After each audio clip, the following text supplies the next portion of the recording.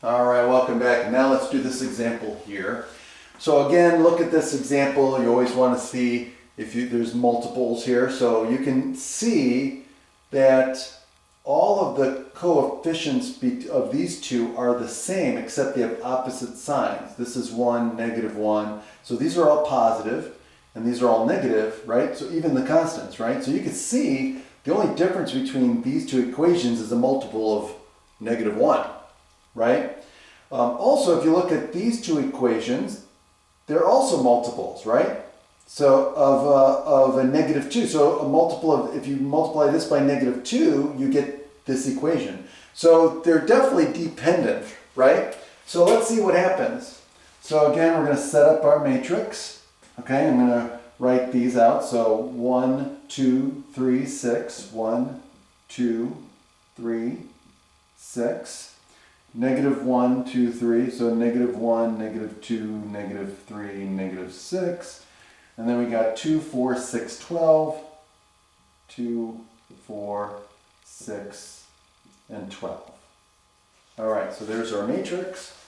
And so now all I'm going to do is I'm going to reduce it. See where, for illustration, right? We're going to get a row of zeros. So now let's eliminate these two. So we're going to get, we're just going to add row 1 plus row 2 and replace row 2. And then we're going to go,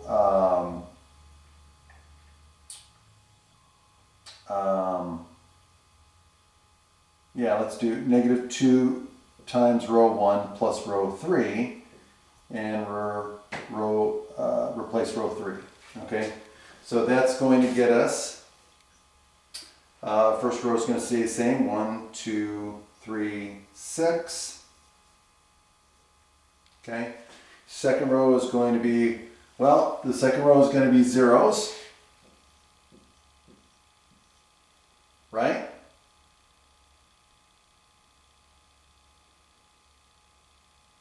And the third row is going to be all zeros.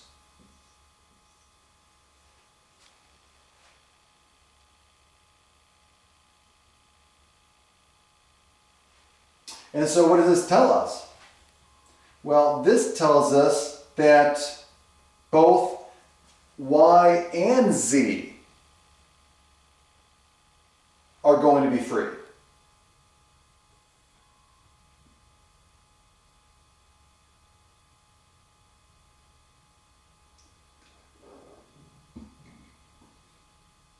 So this also tells us that that there's redundancy in the fact that two of these equations can be eliminated, right? They're all multiples of each other. So this system can actually be represented with one of the lines because they all represent the same thing. So in this case here, this is saying, hey, we can just represent the entire system with just x plus 2y plus 3z is equal to 6, where x is dependent on both y and z. So what we could do is we could just say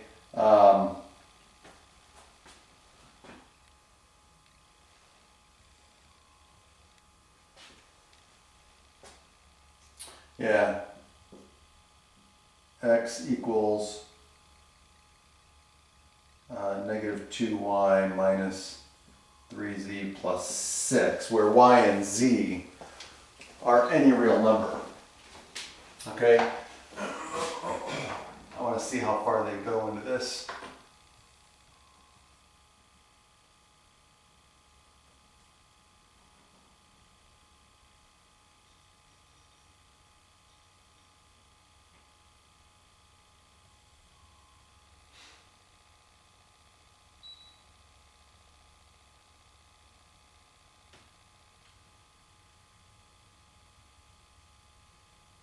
Yeah, so yeah, they do the same thing. So we could represent it a couple of different ways, right? We could represent the solution set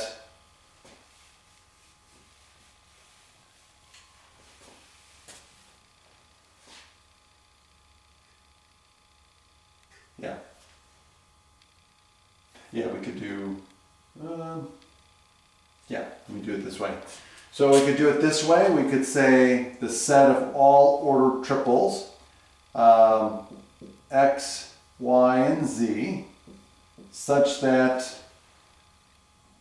X is equal to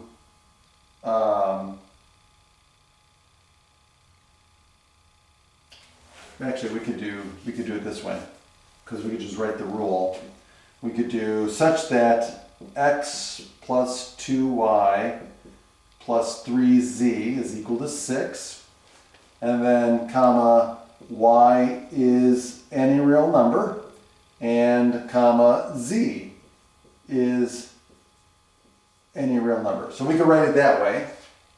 So we've got the rule for X, right? We got the rule, and then Y and Z are any real number. We could also write it the other way that I showed. We could write it as the set of all ordered triples, and we're going to write X as negative 2Y minus 3Z plus 6, comma Y, comma Z, such that Y is any real number and Z is any real number. Okay, we could do it that way. That's it.